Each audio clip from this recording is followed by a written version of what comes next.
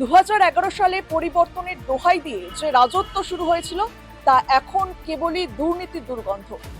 শহরের প্রতিটি কোণায় মাফিয়াদের দাপট আর অবৈধ নির্মাণের পাহাড়, যার সাক্ষী থেকেছে আপনাদের প্রিয় চ্যানেল রাজ6। আমরা চুপ থাকিনি, আমরা তুলে ধরেছি সেই ভয়াবহ চিত্র। আমাদের একটাই প্রশ্ন ছিল, শহর কি এই মাফিয়াদের চারণভূমি হয়েই থাকবে?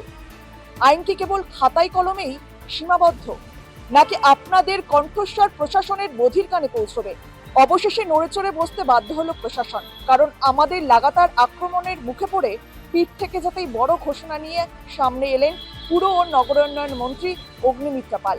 মন্ত্রী হুঁশিয়ারি দিয়েছেন, এবার আর কোনো লুকোচুরি নয়, অবৈধ নির্মাণের যে কোনো তথ্য সরাসরি আপনাদের থেকে নেবে দফতর। চালু করা হলো বিশেষ হেল্পলাইন নম্বর। দুর্নীতিবাজদের ঠিকই এবার ধরা পড়বে সাধারণ মানুষের মুঠোয়। কারাপশন রিলেটেড, দুর্নীতি রিলেটেড ইনফরমেশনও যদি থাকে সেটাও বলবেন।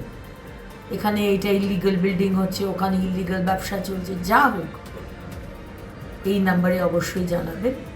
আমাদের যদি সাংবাদিকতায় প্রশাসনের অন্দরে কাঁপন ধরালো, তবে এখানেই শেষ নয়। আমাদের জয় মানেই আপনাদের জয়। আপনাদের এলাকাতেও কি এই বেআইনি নির্মাণ চলছে? জানান কমেন্ট বক্সে এবং দেখতে থাকুন রাজ6।